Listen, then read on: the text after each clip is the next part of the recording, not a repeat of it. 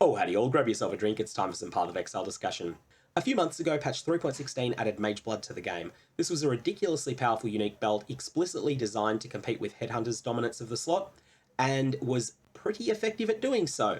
It quickly became a chase item that many of the top Path of Exile players would chase every league, and that some people just got through luck like I did last league. However, it was staggeringly rare. For every person like me that got a Mageblood through luck, there were many players who spent a lot of resources trying to get one and didn't. There's now a divination card for it, and the Apothecary joins the Doctor as extremely rare divination card drops for these super rare unique items. A lot of players were asking before the league starts, where is this going to drop? There was a lot of speculation, but we think we might have solved it. The reason it was so hard to solve is because of an important stat called drop level. Drop level constrains the lowest level monsters can be in order for you to be able to see this item drop. Only monsters capable of dropping level 75 or above loot can drop the Apothecary.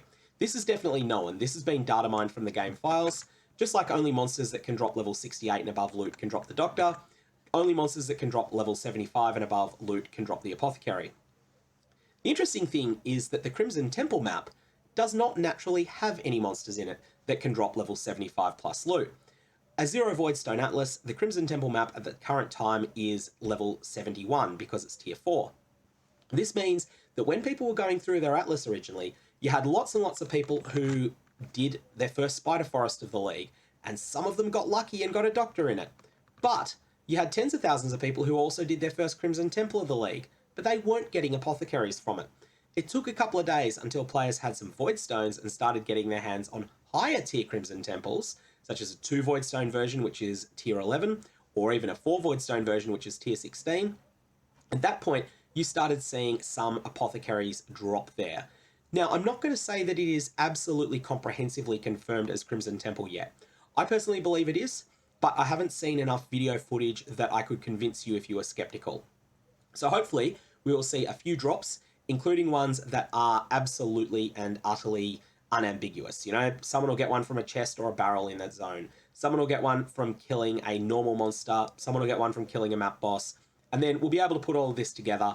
Because so many people play Path of Exile, you will see a lot of people will run any specific map. This was never going to be kept secret all that long. Is it worth your while setting up your Atlas to farm Crimson Temple chasing this card? Really comes down to your opinion on variance, because you are not going to see this card often. Even if you run Crimson Temple all league, you may well not see an Apothecary. I'm expecting that this will be rarer than 1 per 500 maps. Now, you can improve your odds by throwing Divination Scarabs at it, by throwing other Scarabs that just increase the number of monsters on the map, and doing other actions like that, by using the Sentinel system religiously to increase, and especially if you favour Sentinels that increase item quantity on monsters that are empowered. All these are things that you could do that could conceivably amplify your chances of getting this card to drop, but it's still going to be very rare, and the vast majority of people who run Crimson Temple 50 times or less will not see a single Apothecary from it. And if you're okay with that and you want to just chase that slim chance of a massive payoff, then set up your Atlas around Crimson Temple. It's got a couple other good divination cards as well. It has 7 years bad luck, which is also very rare. Divination card for a Mirror Shard. And it's got the Life Thief, which, whilst not very valuable anymore, Xerfi's Heart is still a good item. The Life Thief is also very rare though. It's not all that much more common than a Doctor, so do keep that in mind. There's no divination cards for common currencies in here. You're not going to get an Exalt divination card, which is unfortunate. There's a lot of players like those divination cards like Saint's Treasure that you find semi-often while you're mapping, and every one of them feels impactful. You're not going to get any of those in Crimson Temple, but the slim chance of a massive payoff should be worth it. Anyways, hopefully we'll be able to get some absolute confirmation, but for the moment, I'm pretty convinced that the Apothecary's first drop location that's been discovered is the Crimson Temple map, subject to the drop level restriction of 75+. May your Varlobs have interesting results.